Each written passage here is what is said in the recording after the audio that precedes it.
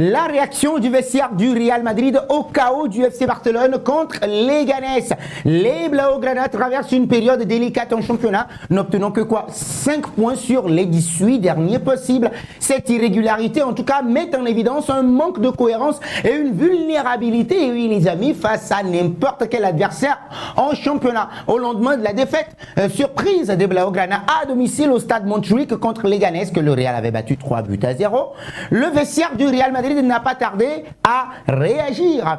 Avant de plonger dans le développement de cette nouvelle capsule vidéo, les amis, assurez-vous de suivre notre chaîne dénommée pour question de droit TV, droit d'image et tout ce qui va avec, Real de Madrid sur WhatsApp, Facebook, YouTube et TikTok. Nous avons également les www.realdemadrid.com sur lesquels vous avez toute l'actualité liée à la Casablanca. Vous l'avez à l'image, à l'interface. N'hésitez pas à vous abonner et à activer la cloche de notification pour être à la une de nos prochaines actualités sportives. En le faisant, vous nous donnez beaucoup de force. Alors, cette Liga, avec ce calendrier, est très compliquée car on peut échouer contre n'importe quel adversaire. Eh bien oui, le vestiaire, certains joueurs madrilènes l'ont confié et donc la défaite de Barcelone a provoqué une grande satisfaction au sein de l'équipe madrilène, eh bien oui, qui n'avait pas anticipé un tel faux pas de leur rival éternel. Et donc cette joie a été renforcée par l'égalisation obtenue face à un Rayo Vallecano très coriace à domicile. Un match nul 3-3 à Vallecas qui semblait initialement insuffisant, mais qui prend désormais une autre dimension pour les coéquipiers de Jude Bellingham. Alors une fin d'année crucial pour le Real Madrid dans la mesure où l'équipe doit terminer sur une bonne note en beauté. L'équipe de Don Carlo Ancelotti va se concentrer sur la coupe intercontinentale qu'elle va disputer mercredi prochain contre Pachuca, un club mexicain, avant ce trophée, bien évidemment, cette dernière journée, à la trêve qui promet d'être décisive, surtout que dans le même temps, l'Atlético de Madrid affrontera le FC Barcelone et le Real va affronter le FC Séville à domicile. Et donc oui, les merengues pourraient partir en tête du classement en cas de mauvais résultats des deux rivaux de l'autre côté. Nous ne pouvons pas échouer lors des prochains matchs. Martel, les joueurs du Real Madrid, bien évidemment déterminés maintenant, bien consciente qu'elle doit capitaliser sur les mauvaises passes, ou bien la mauvaise passe du FC Barcelone avec les déboires de leur rival éternel.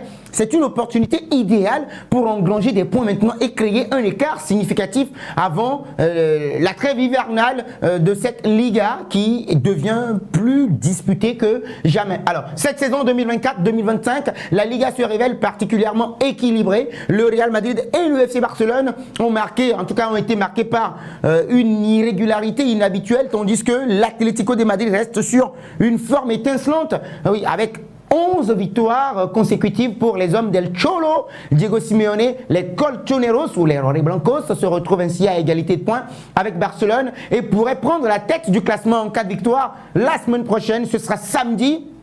Et le Real le dimanche. Et donc pendant ce temps, les supporters du Real Madrid attendent avec impatience la prochaine rencontre contre le FC Séville au Santiago Bernabéu, prévue dimanche 22 décembre à partir de 16h15.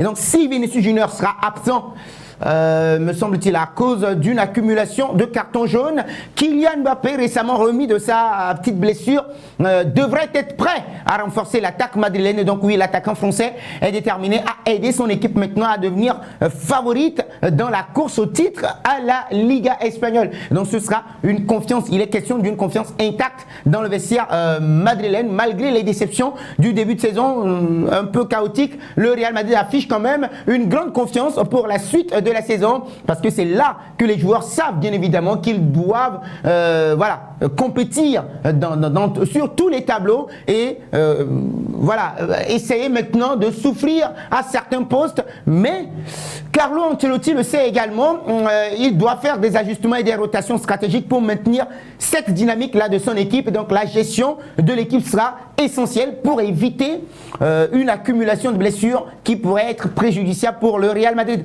La saison sera longue si nous ne parvenons pas à rester frais physiquement, avait averti le technicien italien entre-temps. Et maintenant, il reste comme Il est convaincu que la clé réside dans une meilleure gestion des ressources à court terme du Real Madrid. Donc la dynamique a changé un tout petit peu pour le Real Madrid et il s'agit maintenant de trouver une série positive afin de stabiliser les performances du Real Madrid.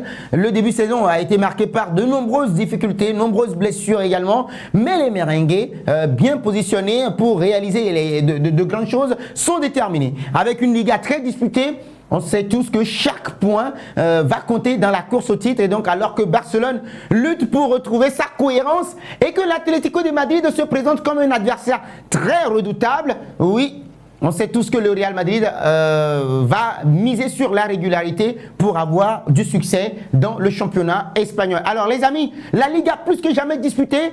Que nous réserve le week-end prochain? Vos réactions dans les commentaires. Est-ce que vous pensez que le Real Madrid va passer devant le FC Barcelone qui traverse une période assez délicate en championnat? On rappelle, n'obtenant que 5 points sur les 18 derniers possibles. Allez, vos réactions dans les commentaires.